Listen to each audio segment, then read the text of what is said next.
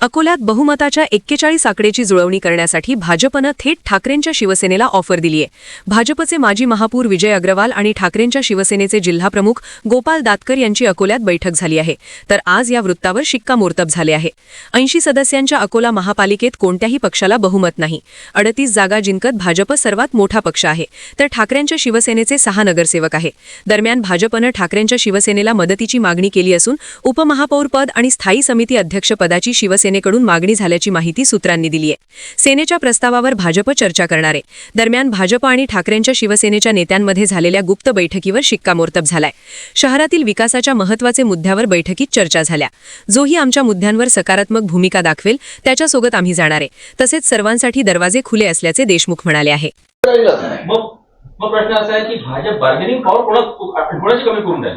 नाही, दिशाभूल करण्याचं राजकीय खेळीत शिवसेनेचे नगरसेवक आमच्या संपर्कात आहे, दाखवायचं आणि राष्ट्रवादीच्या नगरसेवकाला बोलायचं, शिवसेनेच्या नगरसेवकाला जाऊन सांगायचं की राष्ट्रवादीचे नगरसेवक आमच्यासोबत तुम्ही या, अशी दिशाभूल करून पोळी सकण्याचं काम हे या लोकांचं आहे। आमचं म्हणणं तशी पोळी नका शकू, तुम्ही दिशाभूल नका करू, तुम्ही विकासाच्या मुद्द्यावर बोला आमच्याशी। तुम्ही आमच्या लोकांना हे नका सांगू की राष्ट्रवादीवाले आमच्या सोबत आहे तुम्ही या। आमच्या लोकांचे जे प्रश्न आहे नगरसेवक आहेत, या शहराचे जे प्रश्न आहेत त्याच्यावर चर्चा करा।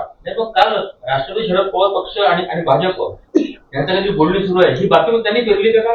आता त्या विषयात मला त्या पक्षाची कोणत्या पक्षाचं कोणासंग काय चर्चा चालू आहे त्या विषयात आम्ही पडणार नाही।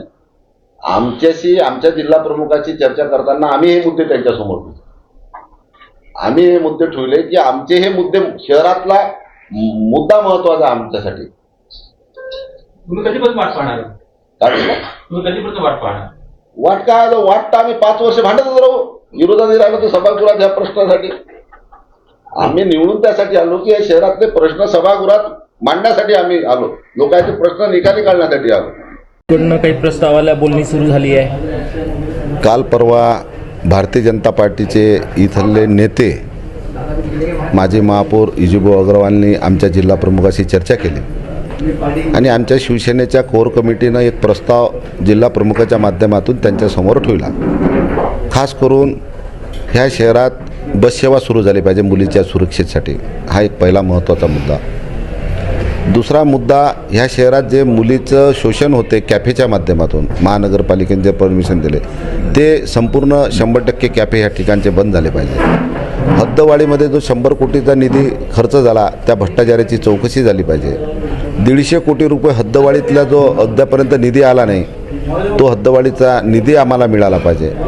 आणि ह्या शहरात जो जिगावचं पाण्याचा प्रस्ताव महानगरपालिकेनं पाठवला ते जिगावचं पाणी अत्यंत दूषित पाणी आहे, घाणेरडं पाणी आहे। या शहराला घाणेरडं पाणी मिळालं नाही पाहिजे। ह्या शहरासाठी वान धरणाचं आरक्षण असलं पाहिजे आणि वान धरणाचं पाणी ह्या शहरातल्या लोकांना मिळालं पाहिजे, हा एक आमचा दुसरा प्रस्ताव होता। आणि झोननिया, ह्या शहरातल्या झोननिया महानगरपालिकेचे आरोग्याचे हॉस्पिटल असले पाहिजे।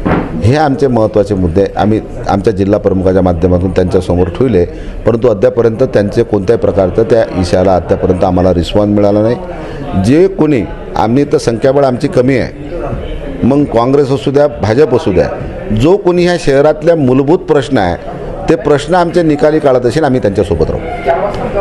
बरं, हे भाजपने किंवा काँग्रेसने हे जर मान्य केलं तर त्यांच्यासोबत निश्चितपणे त्यांनी मीडियासमोर यावं। मीडियासमोर आमच्या नगरसेवकाला घेऊन आम्ही येतो मीडियासमोर, कारण की आज आमचा विश्वासच उडवला या लोकांवरून। कारण की अंदर म्हणतील उद्या बाहेर येतील आम्ही असं बोललोच नाही म्हणते। त्यांनी मीडियासमोर या, त्यांनी सांगा वाहन धरणाचं पाणी आम्ही देऊ, तुमच्या मागण्या पूर्ण मान्य आम्ही निश्चितपणे आम्ही या शहरातल्या विकासासाठी आणि शहरातल्या आमची मुलगी सुरक्षितसाठी आम्ही काही करायला तयार आहोत। भाजपसोबत जायला तयार आहे, भाजप असू द्या काँग्रेस असू द्या, आम्हाला या शहरातली मुलगी सुरक्षित राहिली पाहिजे, या शहराला वाहन धरणाचं पाणी मिळालं पाहिजे, या शहरातली आरोग्य सेवा मिळाली पाहिजे।